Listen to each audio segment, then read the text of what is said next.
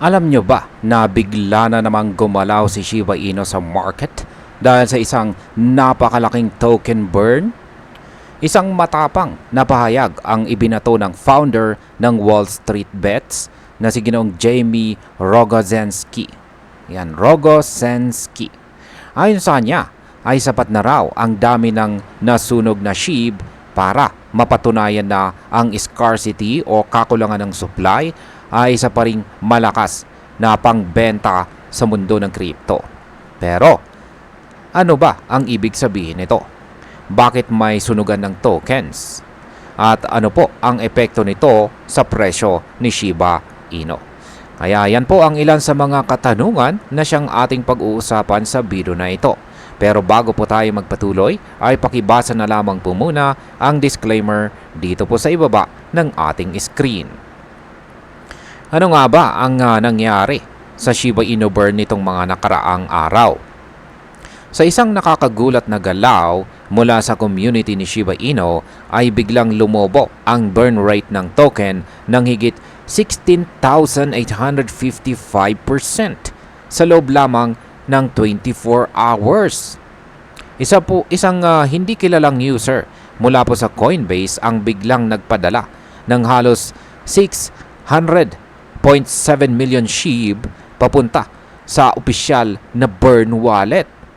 Matapos nun ay umabot sa kabuuang 602 million SHIB tokens ang nawala sa circulation sa loob lamang ng isang araw. Ang burn wallet ay parang isang libingan ng mga tokens. Kapag napunta dito ang crypto ay wala na itong balikan. Hindi na ito magagamit, maibebenta o maipapasa sa iba. Kaya ang kabuuang supply ng token ay bumababa. Ngayon ay bakit po mahalaga ang token burn sa presyo ni Shiba Inu? Ayon po kay Ginoong Jamie Rogozensky ay may malalim po na epekto ang tinatawag na deflationary tokenomics. Ito yung sistema kung saan lumiliit ang supply ng token sa pagdaan ng panahon dahil sa mga burn events. Ang logic po dito ay simple.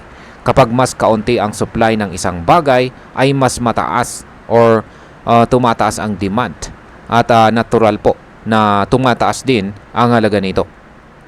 Sinabi pa niya na ang ganitong klaseng galaw ay nakakalikha ng isang burn baby burn mania.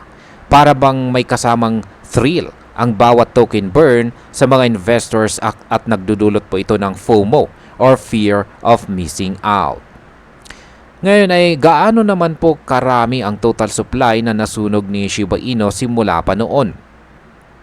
Balikan po natin ang isa sa pinaka malalaking event sa kasaysayan ni SHIB noong May 2021.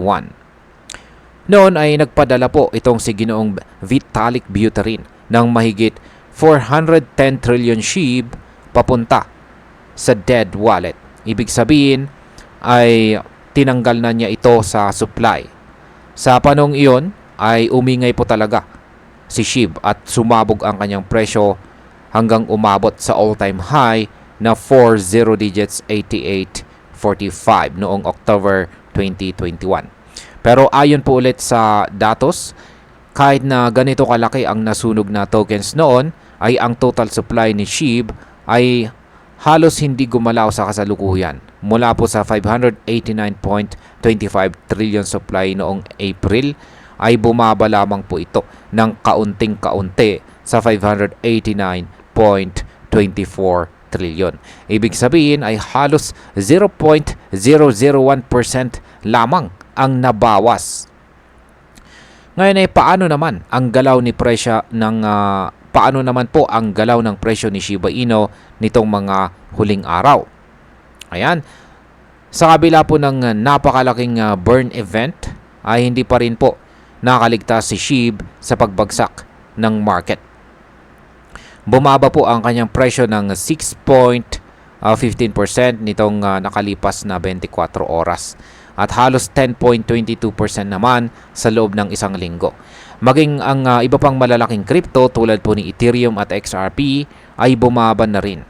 Si Ethereum ay nakaranas po ng negative 3.14% habang si XRP naman ay negative 4.09%. 65%. Ibig sabihin ay hindi lamang po si SHIB ang apektado. Ang buong crypto market ay may bearish sentiment ngayon. Kaya kahit pa may magandang balita tulad po ng malaking burn event, ay natatabunan pa rin ng general market decline. Ngayon ay ano naman po ang sinasabi ng founder ng Wall Street Bets tungkol sa mga pangyayaring ito. Para po kay Ginoong Jamie Rogozinski, ay sapat na raw ang dami ng tokens na nabuburn ni SHIB para patunayan na ang scarcity ay isa pa ring epektibong paraan para makuha ang atensyon ng mga investors. Ayon sa kanya, ay wala pong makakatalo sa kombinasyon ng token burning at community hype. Sa kanyang pananaw ay ito raw ang nagpapagana sa mga retail investors na gaya natin. Pero binanggit din po niya na kahit tuloy-tuloy ang burn campaign ay nananatiling halos pareho lang ang kabuuang supply. Kaya may mga nagsasabi na baka kulang pa ito para magkaroon ng long-term na epekto sa presyo ni SHIB. At ayan, para po sa atin bilang mga Pinoy crypto enthusiast dito sa Pilipinas na sumusubaybay at minsan ay nagtitrade rin kay SHIB, ay napakahalagang bantayan po natin ang mga galaw tulad ng token burning. Ang ganitong balita ay maaari po kasing magdulot ng biglaang pagtaas o pagbaba ng presyo. At kung hindi po tayo maingat, ay pwede po tayong malugi kung papasok tayo sa maling timing. Pero kung gagamitin natin ito bilang gabay at hindi emosyon ang ating paiiralin sa pagpasok o paglabas sa market, ay pwede natin itong gawing advantage. Ibig sabihin ay dapat tayong maging updated, obserbahan ang burn rate at i-check kung may kasamang volume o demand. Hindi porket nag-burn ay automatic tataas ang presyo. Mas komplikado ito kaysa sa inaakala.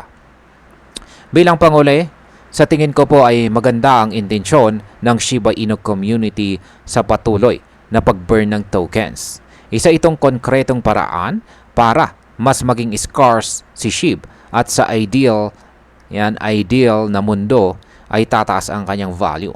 Pero hindi po ito sapat kung walang kasamang fundamentals, real-world utility at saka adoption. Parang nagpapapayat ka pero hindi ka naman nag-iihersisyo. Bawas ka lang ng kain pero walang ginagawa para tumibay ang katawan. Kung gusto talagang umangat ni SHIB sa long term ay kailangan niyang patunayan na hindi lang siya meme token.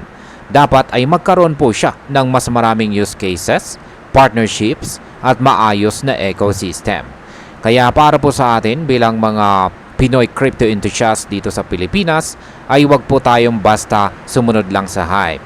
Gamitin po natin ang ating utak, obserbahan ang data at magdesisyon base sa strategy at hindi lamang po sa emosyon. At ayan, hanggang dito na lamang po tayo sa video na ito mga ka-crypto. Marami pong salamat sa panonood. Ingat po tayo lagi at God bless po sa ating lahat.